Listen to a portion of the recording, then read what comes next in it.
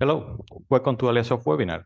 My name is Alejandro Delgado, Technical Director of AleaSoft and Associate Partner of Alea Green. And thank you for joining us today to the webinar with the topic Prospect for Energy Markets in Europe, Benefits of PPA for Large and Electro-Intensive Consumers. As usual, our speaker today will be Oriol Saltó, Data Analysis and Modeling Director of AleaSoft and Associate Partner of Alea Green, that will analyze these interesting topics as well as the services that AleaSoft provides that contribute to risk management and energy transition. And now, I hope you enjoy the webinar. Oriol, please, you can share your slides now. Hello, thank you, Alejandro. I'll start sharing my slides. So, good morning, welcome everybody. First of all, today you won't be able to see me. For some reason, my camera stopped working, but everything is working fine, so we'll be able to bring yourself all the information that we have. So it's been 8 weeks at this time since our last webinar, because in August we didn't make any webinars. So, well, compared to 1 year ago, the summer of 2022, where we were at the peak of the energy crisis, where a lot of things were happening very rapidly, very fast, this summer has been relatively quiet. But even though there's been interesting things in oil prices, in gas prices, and also in electricity markets, so we will try to see what's been happening in the energy markets for these last 2 months.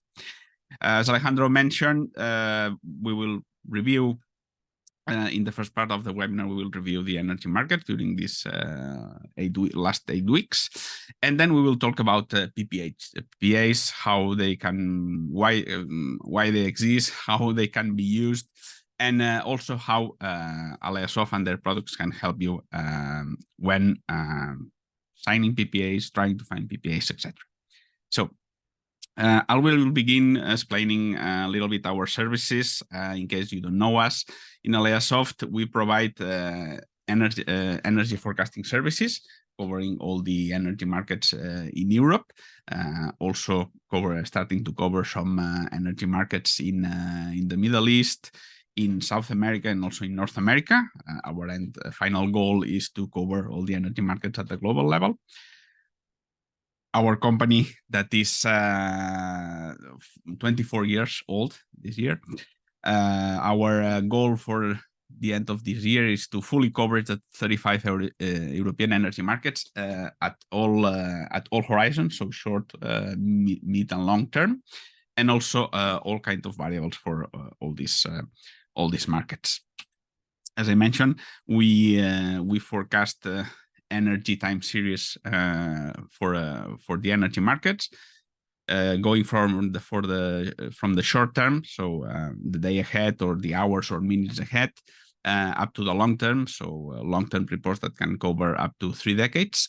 We provide forecasting for any variable that can be interesting for the energy sector, obviously demand and price for the energy markets, but also renewable energy production, or anything that can impact the energy markets and their prices, like weather conditions, fuel prices, CO2 prices, socioeconomic indexes, etc.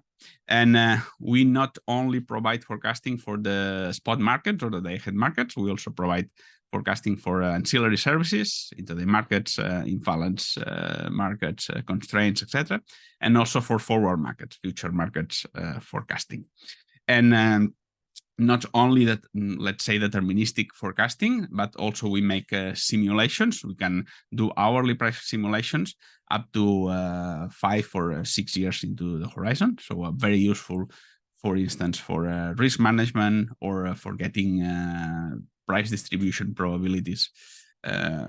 Price probability distributions. Very useful for risk management models, for instance. And the methodology that we use for forecasting is the ALEA methodology. It's a methodology developed by ourselves, specifically for forecasting in the energy sector. The three main points that we always like to stress about this methodology is that it is completely scientifically based. This gives our forecast, it makes them robust and coherent, and this is one of the characteristics of our forecast that our clients appreciate the most, the coherency from delivery to delivery. And this helped to build a trust relationship during the 24 years that we are forecasting now. We started in the Iberian electricity market, and now we are covering all the energy markets in Europe. So let's start with fuels and CO2 markets, as always. We always start with oil price. It's oil price. It's kind of this global index on how the global economy is going, because until now the global economy is based on fossil fuels and mainly in oil in the last decades.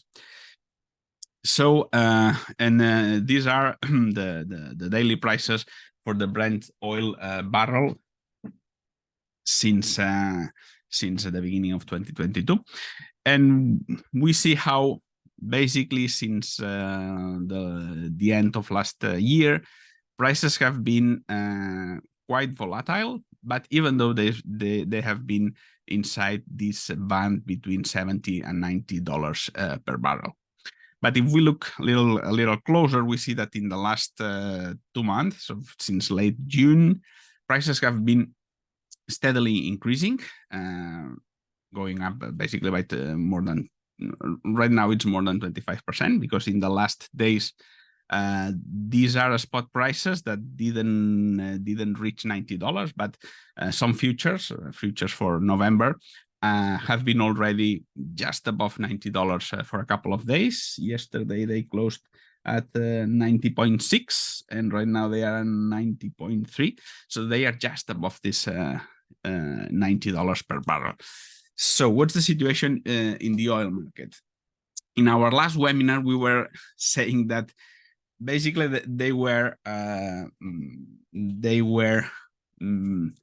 the both sides pushing prices up and pushing prices down. Both have their own drivers, and both they were quite balanced. So on the side of pushing prices up, we have the production cuts of some production countries.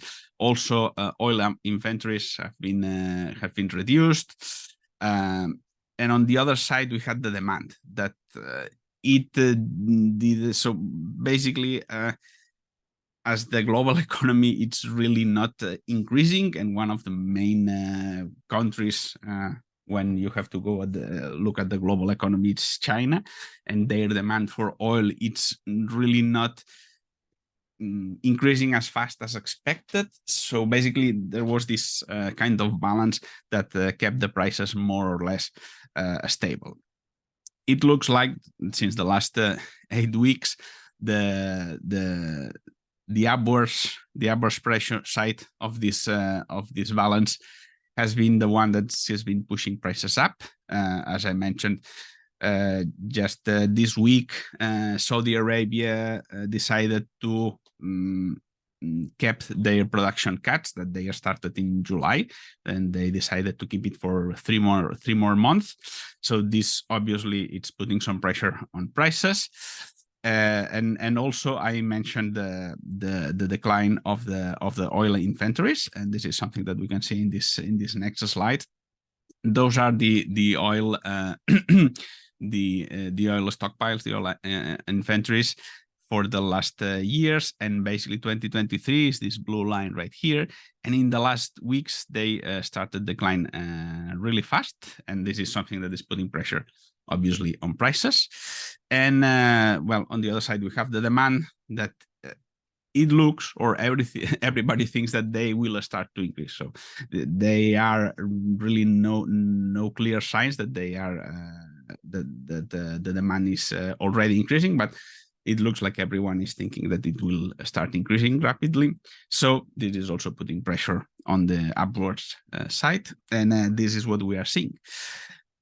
Until now, it's been in this $90 level. It's still not, let's say, surpassing it clearly. It for these last days, it's been around here. But right now, everything more or less points that if it should go in one direction, it should be a little bit upwards. If we go to the gas prices, these are the front month futures. That is the reference that it's usually used for the TTF gas, the Dutch hub for gas in Europe. And in our last webinar, it was here more or less in the middle of July. We see how they prices went up in June up to 40 euros per megawatt hour. Then they were declining again, going back to this this lower level of 25 euros megawatt hour. That is the price level that we had in May 2021. But again, during August, prices went up again. This time they went up to 45 euros per megawatt hour. Now they are down again, close to 30 euros megawatt hour. So they are bouncing between this 25 and 45 channel. So although they quite looking at this graph, they can see that they are relatively stable. This is because the scale is very large, but there's been an increased volatility in prices lately, and this is something that we can see in this graph, where we are basically looking at the weekly change of that TTF prices, and we see how. As I said, in June, prices start increasing again. So we saw an increase in volatility. And now in August, they start increasing again. So we are in a period of clearly increased volatility. Why this volatility? Why this increase in prices again in August? Basically, because this is just seeing how fragile is the energy market. We will next see the reserve that we have in the European Union, that they are basically full. So it should be I mean, kind of a relaxed period where we have full reserve, so we can face the winter with some confidence. But everything is very fragile. The energy supply at the global, the gas supply at the global level, as we are basically in Europe, we have no more gas from Russia. We basically need a lot of gas, and lately the threats of strikes in Australia, in LNG facilities in Australia, just the threat of these strikes, that it's not over. It's not over yet. So they still can be strikes. Just the threat of this strike just increased the price, because, as I mentioned, everything it's very fragile. So until we don't have more new plants in Europe, that it's going to be in 2026. We will not have at least some more stability on supply and stability on prices. So this kind of volatility is something that can be expected at least in the next 2 or 3 years. So it's a situation that we can expect. So we are far better than we were 1 year ago, but still everything it's very unstable, although we are in a pretty good situation when looking at the gas storage. We are already above 90%. 1 year ago we were at 81%, but look at the rate that we need to increase the storage last year. That's what cost also, that's what made the prices increase so rapidly last year, while this year everything has been more at a constant rate, everything more quiet. So prices have been kept really stable and much lower than they were the year before. So stability, in general, but we are still in a very volatile situation where any news that can threaten the global supply of LNG can produce these price spikes. We don't expect price spikes as high as they were 1 year ago, but there's still some important volatility in the gas prices. And just to update you, because in our last webinar we didn't have the results of the last joint gas purchase in the European Union. This is the results. So they were these are the demand offers, supply offers, and this is the final match. So they were able to match 12 billion cubic meters. That is a little bit more than the close to 11 billion cubic meters that were matched in the first tender, and the third tender is scheduled for by the end of this month. So,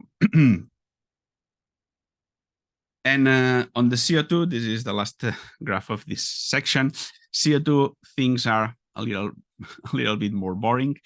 Basically, CO2 have been moving away from this 100 euros per ton, that is the ceiling of the prices right now. Prices have been attempting to break this ceiling several times. Right now, they are moving away from it. So still no clear trend in the prices. At the long term, we expect these prices to go up as the CO2 emissions allowances are a tool to increase or to incentivize the transition to clearer fuels with less emissions. So as it is a tool to do that, prices need to increase in the long term.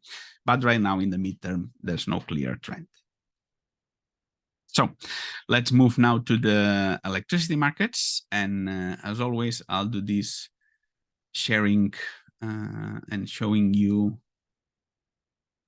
this our online platform, online data platform. It's a database with data from all the, well, a lot of energy markets around the world. We have all the European markets, also some markets in other countries. We are including new data every day, new markets. You also have fuels data, macroeconomic data, also some forward markets data. So basically, a lot of information that's well, in every situation, and more in the energy sector, information is power. So the more data that you have, the better. This having all the data in one place, always updated, always in the same format, always being able to do some analysis in the platform itself. So it's very useful. It's useful for analysts, for traders, investors, journalists, CEOs, anybody, any player in the energy sector. It's has some needs to have data always available, and this is something that our platform provides. What we can see here are the monthly prices for some of the most important European electricity markets. So the last full month that we have is August. And well, in our last webinar, we saw how in July prices increased a little bit. In June and in July, prices have decreased for most of the markets, except Italy. That is the one that it's always the highest one. And now in August, prices recover a little bit, went up. Germany and Belgium are the ones that increased the most, because the ones that were lower in July, they increased by 22%. France and UK increased by 17%. Then you have Spain and Portugal 6%. And Italy, that is the one that is higher, decreased a little bit, just 0.2%. So basically, if you see the general behavior at the midterm of the prices, is basically following the gas prices. And we can look a little closer to the behavior of the prices during the last weeks. This is the daily average price for the same market since the beginning of July. And you basically see how prices have been relatively stable, not very low prices, just well, as usually in the weekends, but basically all the prices have been around 100 euros. And then we had this spike in the middle, well, in the second part of August, and this is related to the increase in gas prices that we saw, related with that threat of strikes in Australia. And we can even see how this behavior relates with the gas prices. If we, for instance, look at in blue, we have the prices for the Spanish electricity market. In blue, those are daily prices. And in red and oranges, we have prices for TTF gas and for MIP gas, that is the hub in the Iberian Peninsula. And you see how this peak in prices in the second part of August is clearly related with the increase in gas prices. And in general, the general behavior of the electricity market prices is following the behavior of the gas prices. This is as it is expected to work in a marginal system like the electricity markets in Europe. And we can also see in more detail hourly prices, because remember during the spring of this year in April, we had a lot of very low prices, basically a lot of hours with 0 euros megawatt hour in Spain mainly, and also in other countries. And there was the fear that if these low prices were cost for the photovoltaic production, there was the fear that during the summer, these low prices were going to be even worse. Well, it's not exactly the same the case. As you see, there's been some hours with negative prices in July, but really just in the first half of July. Then, exempt from some weekends in August, in general, we had very few hours with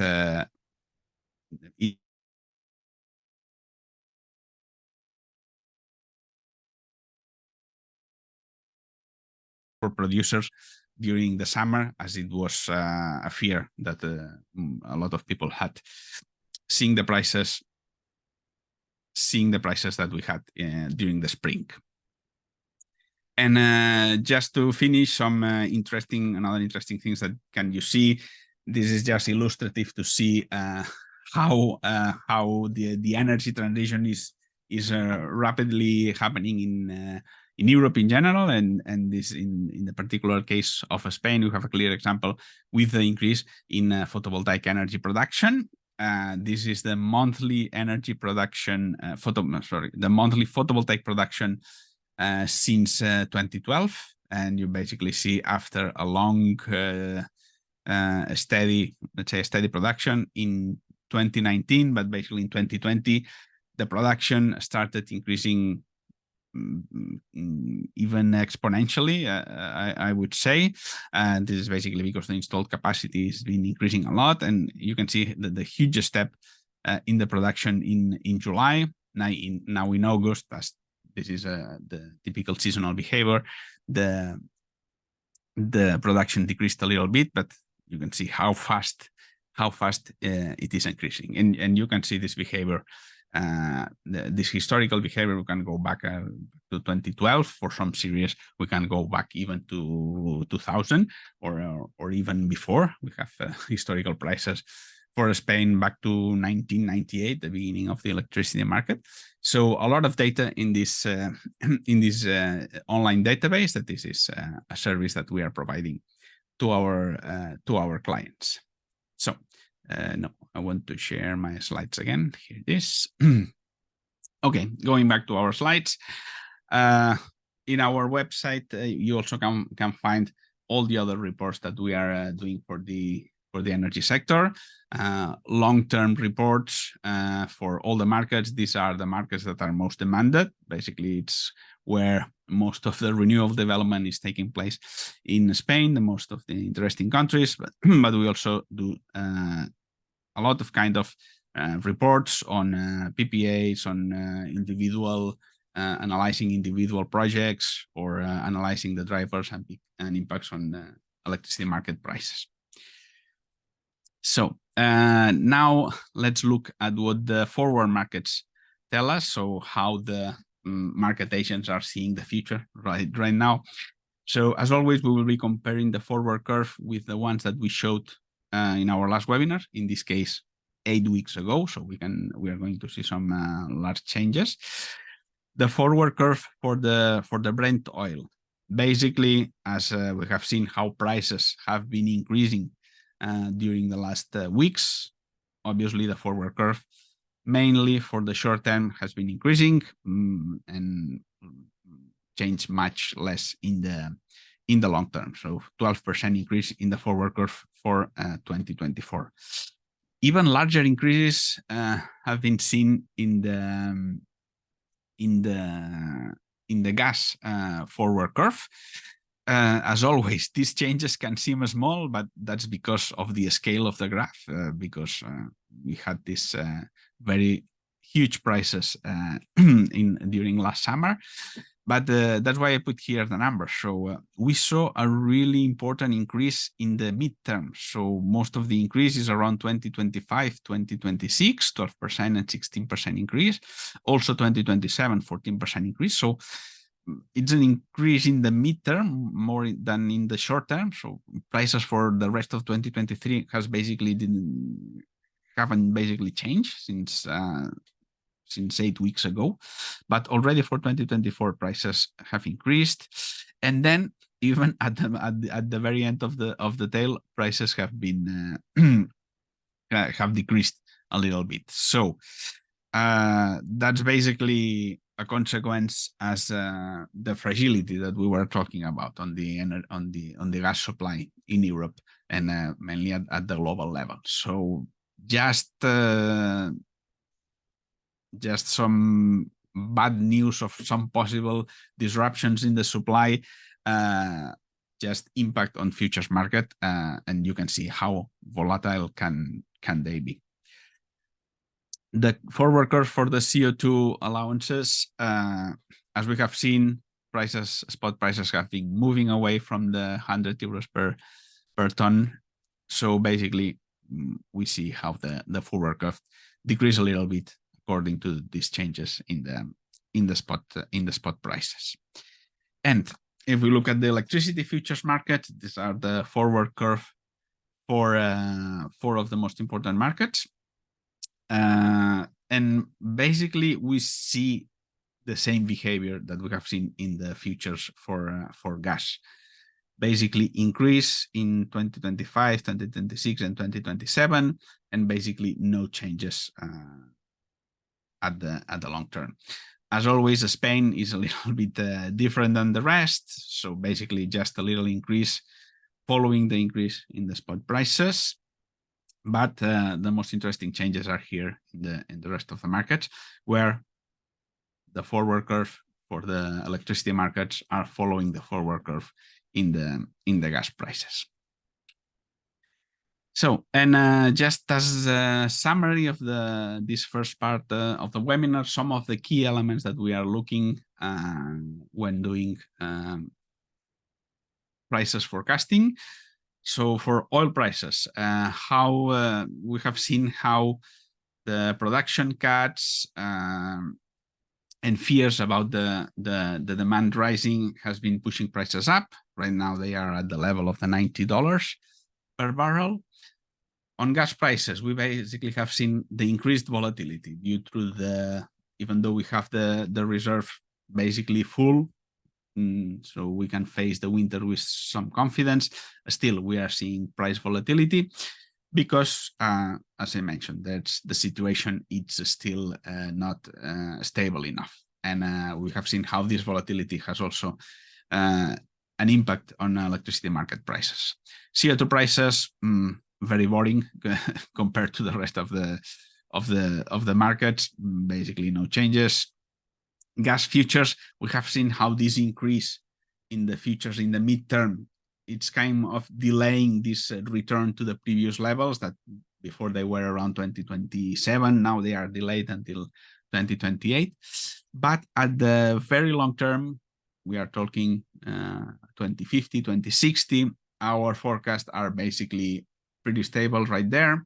In the long term, electricity prices will be just set by the green hydrogen generation, renewable energy generation, batteries or energy storage in general is going to have a very important role in the electricity markets at the long term. And not just this, all these factors individually, but also the hybridization of different technologies of wind, solar, storage, and also green hydrogen production. All the hybridization will make the market more efficient and at least a little bit more stable at the long term. So let's move now to the second part of this webinar. We will talk about PPAs, about large consumers, more or less what are the PPAs, how they work, how are they used, and how AleaSoft can help both consumers and also producers with PPAs. So let's put what's the situation of the market. So basically, what we have seen is how the energy prices are a risk for most, well, basically for everybody, because we have seen how they are impacted for let's say natural disasters, for geopolitical problems, human disasters like wars and conflicts, and also on political decisions like price caps, etc. And all this, it's on top of a very volatile market. So it's a risk. It's a risk. Market prices are a risk that both producers and consumers have to deal with and have to manage somewhere this risk. So if we focus on the side of the consumers,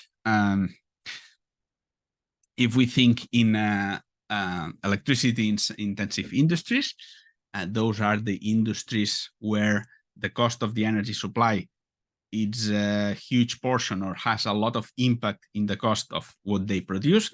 So basically, it means that if the cost of the energy for this industry increases a lot, then the cost, the production cost of whatever they are producing, it's also going to be impacted and will increase a lot. So that this is more or less how you define electricity consumer, electricity intensive consumer. So imagine, for instance, this the last graph that we were seeing is where the Spanish electricity market prices for the month, the monthly average of the electricity market price since 2016.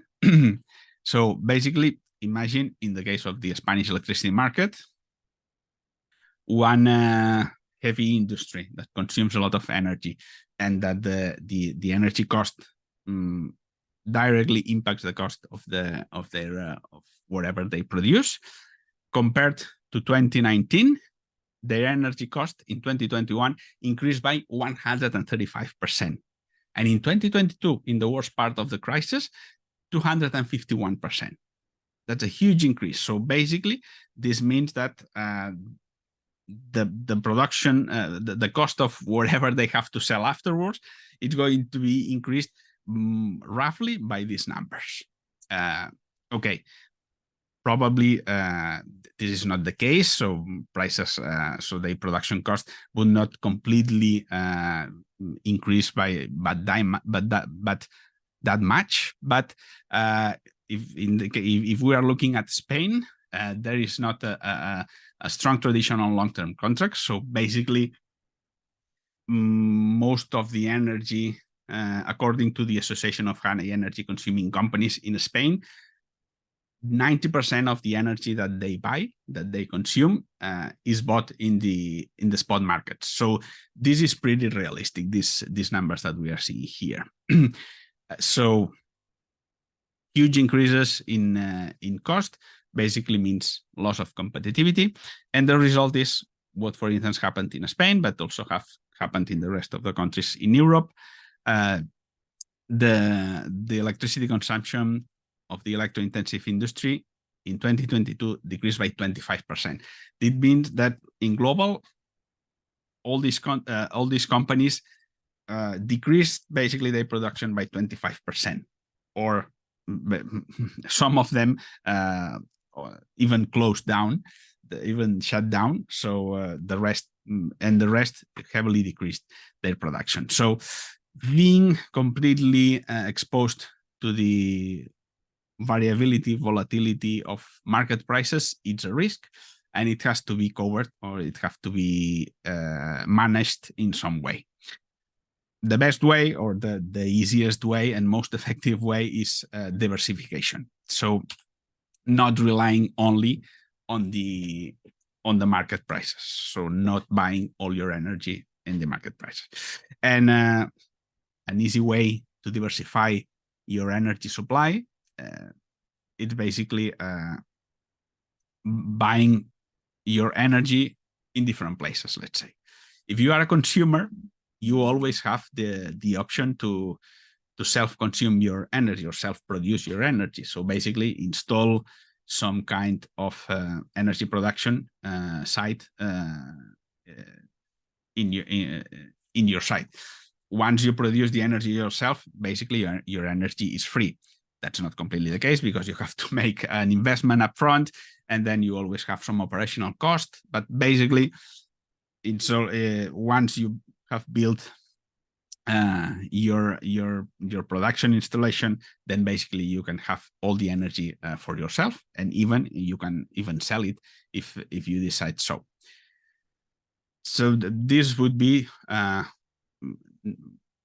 more or less the cheapest option. It's not always the cheapest. It always depends on what the market prices are, but basically it's a very good option for energy consumers, and even more important for large energy consumers. Then if we go go down in the horizon, then you have the PPAs. PPAs are long-term bilateral contracts between consumer and a producer, where you basically agree a price for the next 5 to 10 years usually, but there's been also PPAs for 15 or even 20 years. So basically, you can have a fixed price or some kind of price structure, usually much more stable than market prices, for a very long term. And then you can start covering the rest of your energy in the futures market, when you can go and buy or hedge your energy consumption for the next year, next quarter, the next month, etc. And then you also have the option to go merchant and buy some energy in the day-ahead market. It's not a bad idea, because there are also some interesting opportunities in the spot markets when you can take advantages with in hours when there's a lot of renewable energy production that have lower prices, or months of the year that have lower prices due to usually more renewable energy production.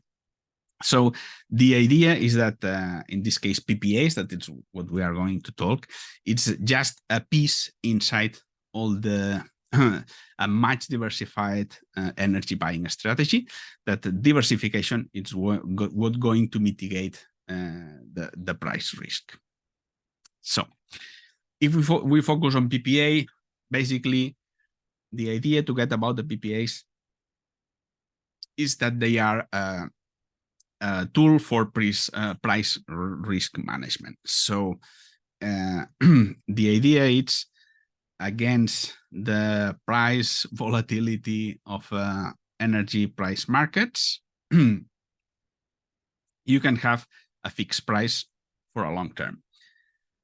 There are a lot of kinds of price structures for PPAs. You can have fixed price, you can have a floor price, you can have a higher limit price, then you have both, so you can have a collar and prices fluctuating, but within certain levels. So there are a lot of a lot of price structures, but the idea is to reduce the volatility. So have some certainty about the future prices that you will be paying if you are a consumer, or that you will be receiving if you are a producer. Because the idea is that it is a win-win situation both for the producer and both for the consumer. It can be so usually, sometimes PPA can be thought as let's see who wins. So let's see who beats the market, who ends up winning, the producer receiving higher prices than the market, or the consumer paying lower prices than the market. But that's not the idea. The idea is to reduce the volatility and have certainty about the future prices. For the producers, that means predictable. They can have predictable income and revenues, so they can ensure the return of the investments. They can then ask for a loan, or they have some financial institutions required to have a PPA in order to have predictable income. And for the consumers, it means that you can be certain about the future cost of the energy, that it's going to be a huge part of your production cost. So then you can be sure about that. You can plan for upgrade. You can plan for future investments, because you are pretty sure about what the energy cost will be for you. So that's the idea of a PPA. You are not trying to beat the market. You are trying to reduce the price risk.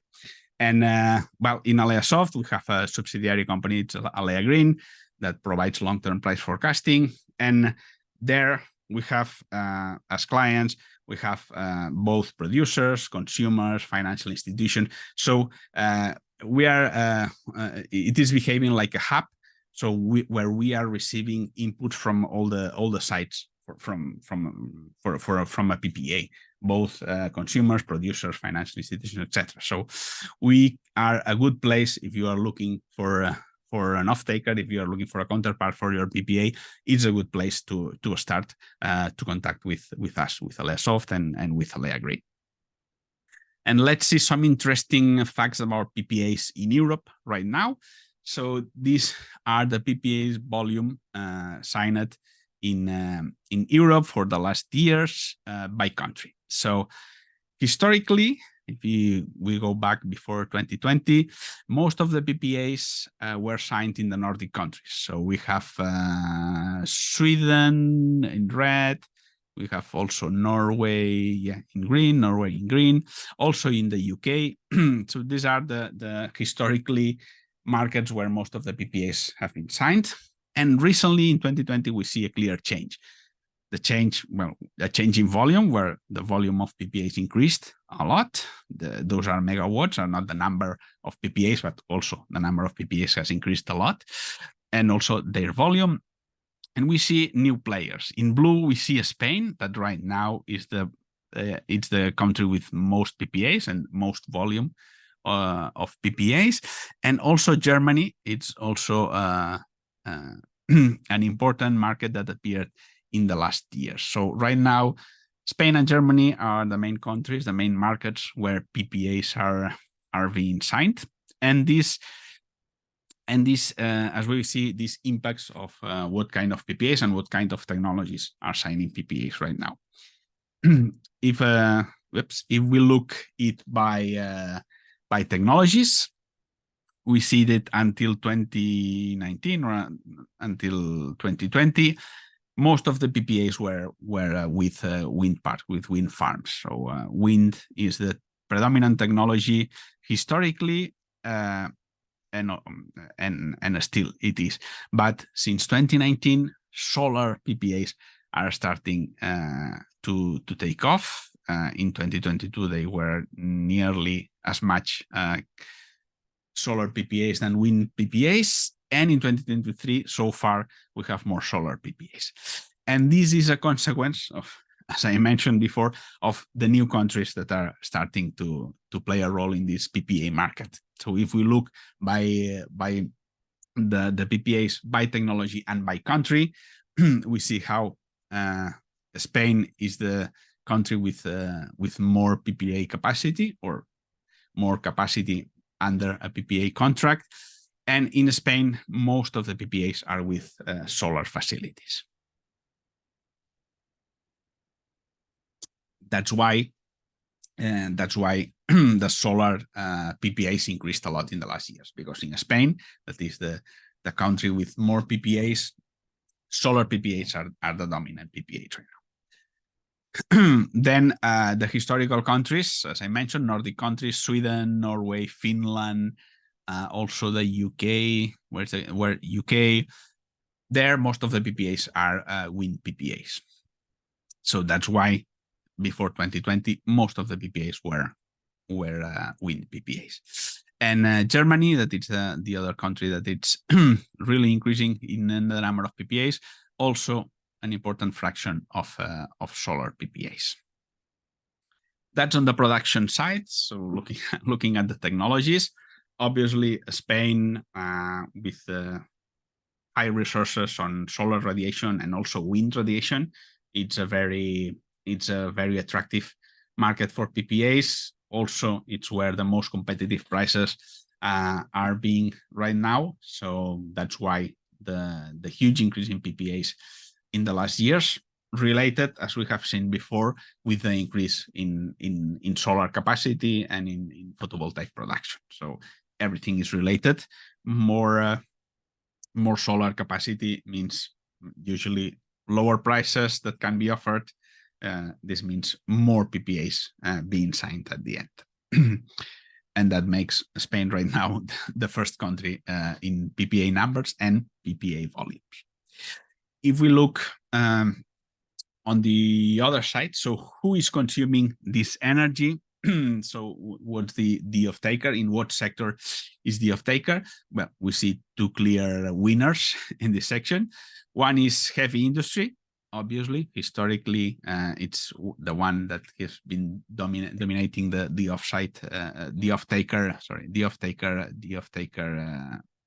off-taker market. That makes sense. Heavy industry uses a lot of energy, so they are the ones that are most interested in having long-term contracts in order to have some stability in energy supply cost, that at the end means more stability in production cost. And that's basically facilitates new investments, new financing, so and being competitive, at least at the long term. But then we have another sector that right now is winning, and is the information and communication technologies. This, when we talk about internet and communications, we are basically meaning Google, Amazon, Microsoft, and all these companies, what they have are data centers. They need data centers because basically they need to store and process a lot of data. More data centers close to where the data is going to be delivered. So this means that they need a lot of data centers all around the continent. Data centers consume a lot of energy. And also these companies are the ones that have more ambitious environmental targets. So most of these companies have targets, goals to have 100% green energy consumption, but by some year into the future, usually before 2030. So, and one way to get this green energy is by PPAs with renewable energy power plants. So this is why all these large companies on communication are the ones that right now are signing most of the PPAs against the traditional heavy industry that it's would have been the main off-takers for the historically they have been the most usual off-takers. Now we've seen both sides, producers and consumers. What about the price? Well, price obviously depends on the technology, and price depends on the country or the market. Each country, depending on the resource, the renewable resources that they have, will be able to offer different prices. As we mentioned, in Spain, it's one of the most competitive markets right now. And it's where the most competitive prices are being offered for PPAs right now.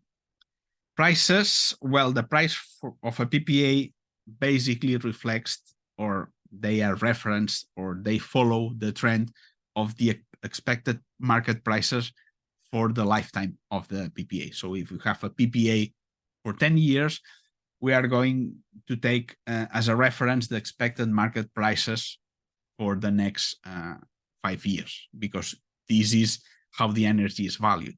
What's the value of the energy produced? Basically, how much will be this energy if we sell it into the market. So this is the reference price. And on top of that, then you have premiums depending on which site is taking more risk.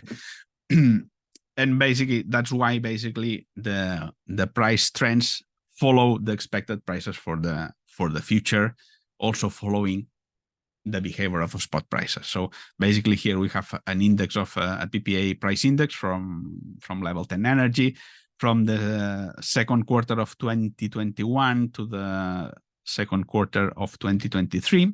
So a couple of years. Basically, as prices were increasing in 2022, also the expected prices for the future were increasing, so PPA prices were increasing.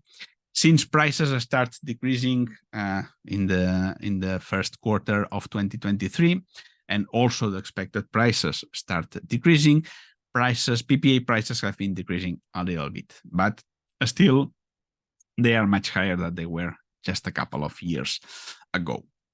A good way to see how the PPA prices follow the expected prices on market, if we look at this two-dimensional graph. So these are PPIs registered at EEX, at the energy exchange. It's an energy exchange for in Europe, where basically both counterparties can hedge the PPA. So basically EEX acts as a center chamber counterpart.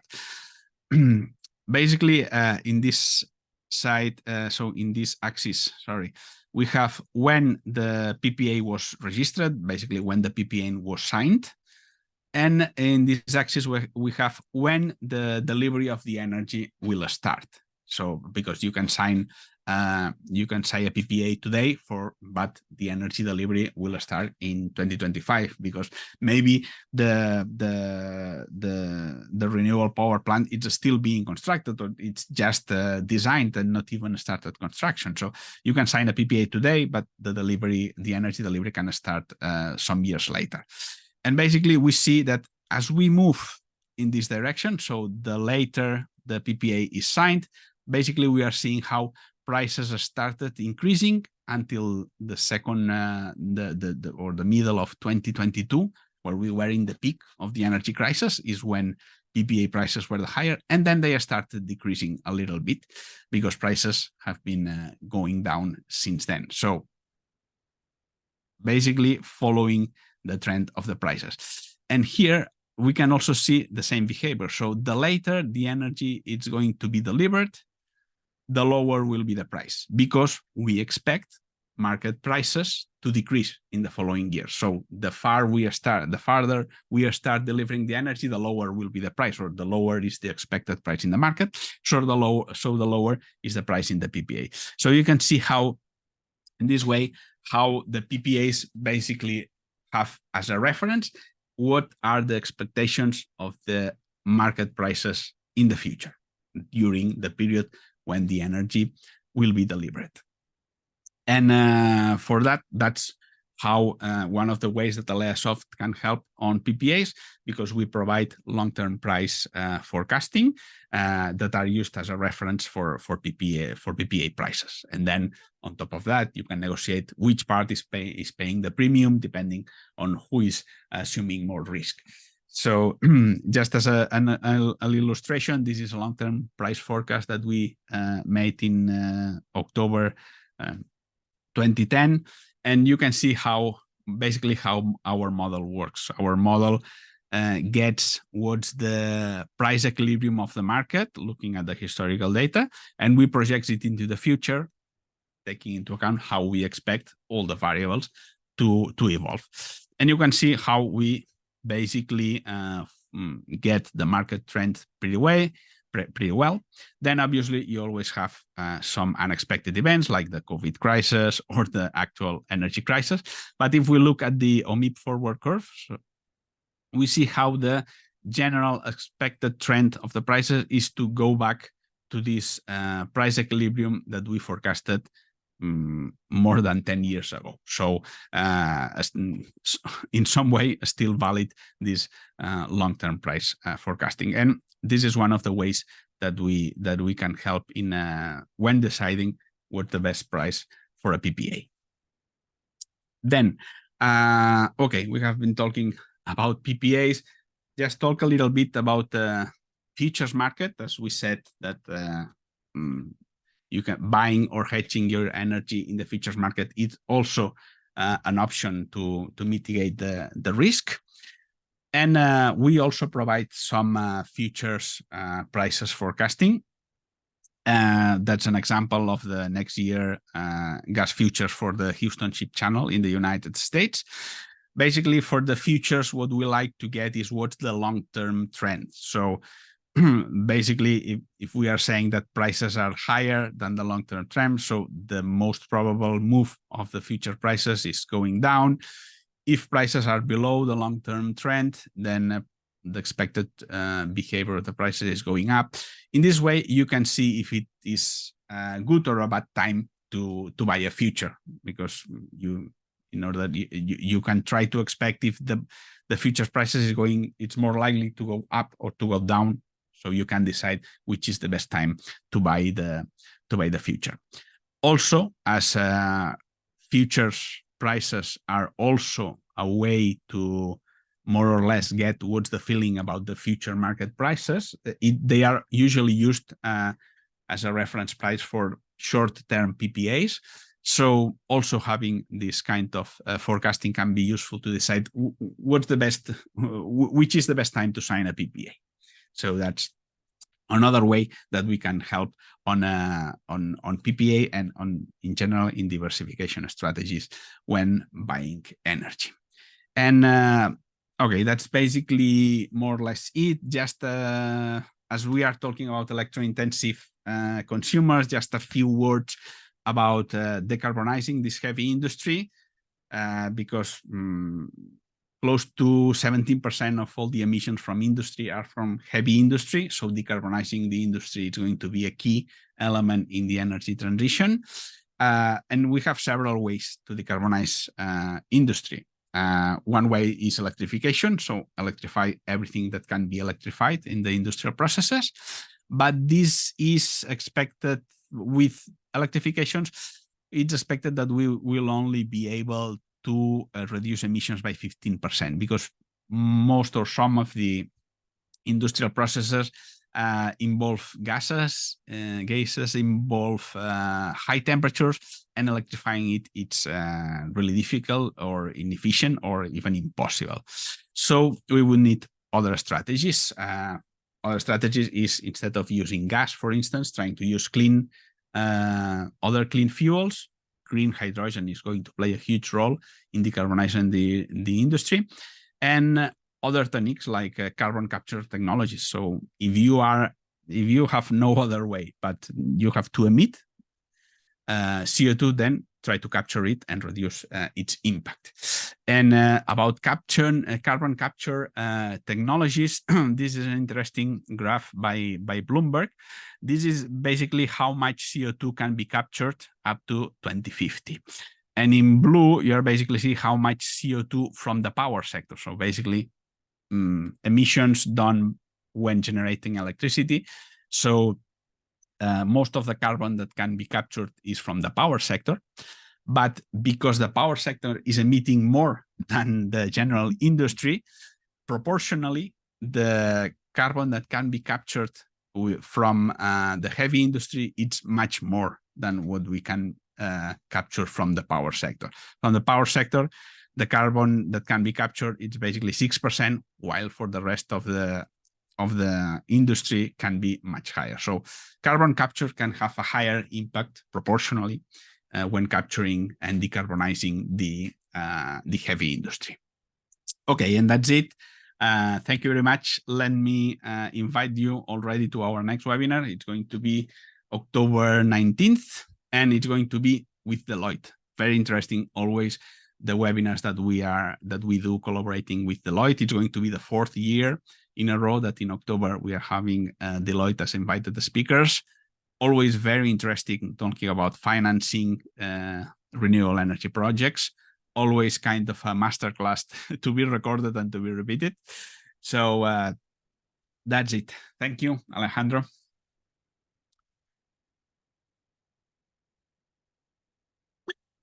Thank you very much, Oriol. Really interesting presentation as usual, but in this case, you went beyond.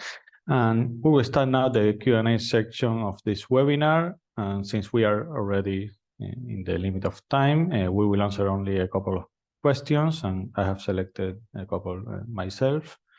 The first is, for your science-based forecasting methodologies, you didn't mention that you are using AI or machine learning technologies. If you are or not, what methodologies are you using? And well, we can spend a couple of webinars, complete webinars talking about this, and we have in the past. But just to summarize, as Oriol mentioned, our methodology is a hybrid methodology that combines different characteristics of artificial intelligence, specifically neural networks, with classical statistical models, with elements like regression for the relationship between the variables, econometrics to analyze the impact socioeconomical variables like the GDP or the industrial production index have on the electricity demand and the market price, and the Sari-Matal model structure of Box and Jenkins for time series analysis. And we also use machine learning techniques to detect the best possible model from analyzing all of the historical data in different granularities, and we obtain the best model to predict a given variable. And I have another question. Are you going to add the Romanian markets in your analysis and forecasts? And we already have forecasting services in all horizons for the Romanian market. And we have several Romanian companies using services in the short term, mid-term, and even in the long term. And these long-term reports we have been requested a lot for Romanian market in the past years. Is one of the markets that we are requested the most. So we already have the Romanian Observatory in our platform where you can find registered data in real time.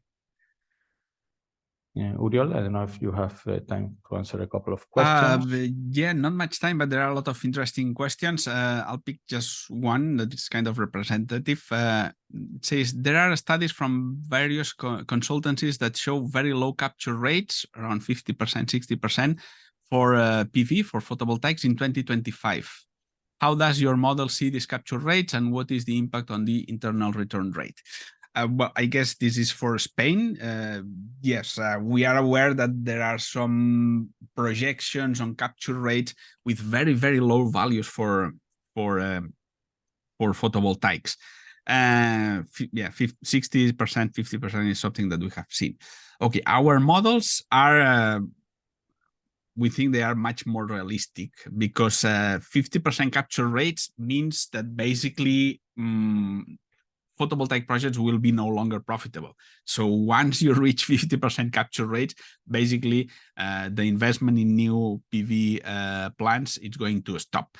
So our models show that capture rates are going to decrease in the next years, but we are not seeing 60% or 50%.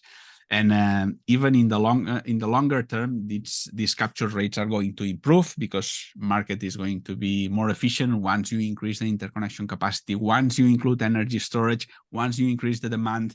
It makes no sense to having €0 or very low prices all the day, every day, every weekend for 3 years in a row, because very low prices means new business opportunity. If you are able to decide when you consume energy, you are going to consume all your energy on those hours, and more demand means higher prices. So this market equilibrium, it's very difficult to break it for a long term. So basically, obviously, we can have some year with low peaks of capture rates down to 50%.